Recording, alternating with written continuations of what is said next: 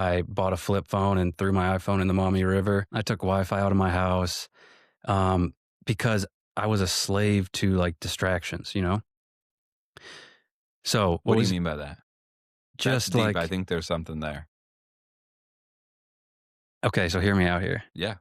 I think the Lord gave me a little wink throughout my life of when I was a baby.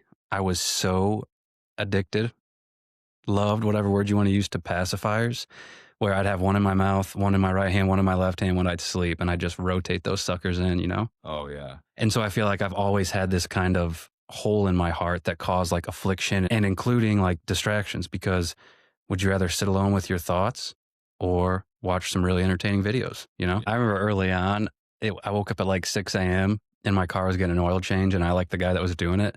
So I just drove to his workshop just to kind of hang out because I had nothing better to do. And I think For an you, oil change, or you just drove over there and chilled? well, I just drove over there like an hour before it was ready to go just because I'm like, I got nothing to do, you Yeah. know? Once you get a taste of the good life, it's hard to go back. Lately, I've been kind of thinking about, is self-control being able to say no to the six pack, or is it removing it from you? It could be either or, depending on the circumstance. Because I think a big part of self-control is avoiding the temptation. If you're an alcoholic, you don't buy the beer.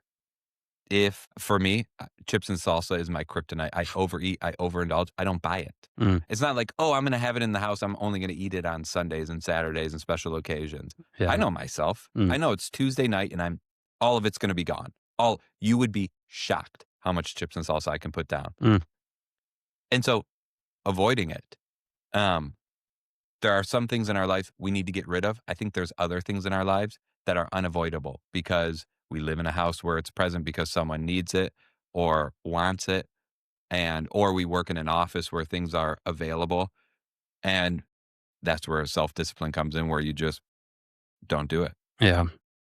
Lead us not into temptation. Yeah. But deliver us from evil. Yeah.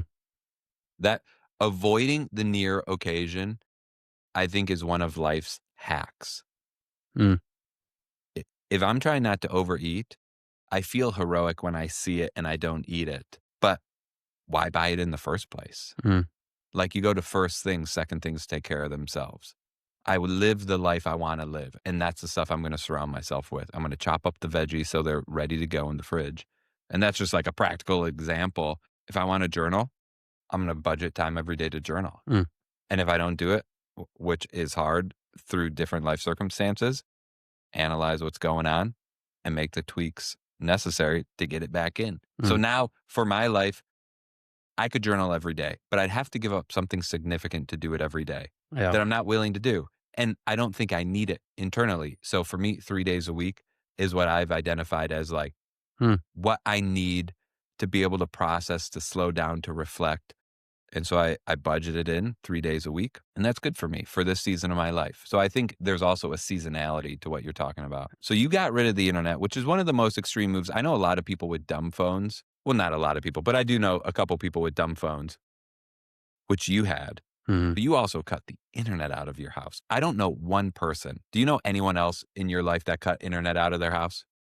No, no. Would you recommend it? Oh, I want to be old school and different and take Yeah. out Wi-Fi. It's like, I want to go out and be at a coffee shop around people, you know? So it kind of incentivizes, I think, the right behavior in me. Um, and then I had a beautiful workmate move into my house one time by the name of Andy Leonard, Great who man. brought Wi-Fi with him. And I was Well, I rocking. remember I needed a spot to work for a couple months this summer, and I called you up because I knew you had that beautiful house. And I was like, hey, can I crash in one of your spare bedrooms and work there during the day? And you said, yeah, but I don't have internet.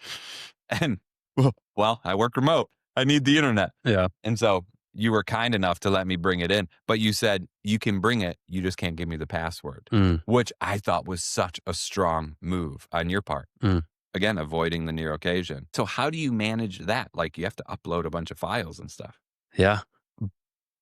And I think it actually helps my podcast because I don't need Wi-Fi to record. I don't need Wi-Fi to edit. And actually, Wi-Fi gets in the way of me editing because I'm like, oh, let me go see what's on Instagram. Oh, let me watch a little bit of YouTube, you know? Yeah. Let me check out Fox News. It's like, all that's gone, you know? So, yeah, no Wi-Fi helps in a lot of ways. But at the same time, I'm 30. I got no idea what I'm doing. I think it was a great experiment. Right now, I'm back to the no Wi-Fi. I canceled the subscription. So we'll see.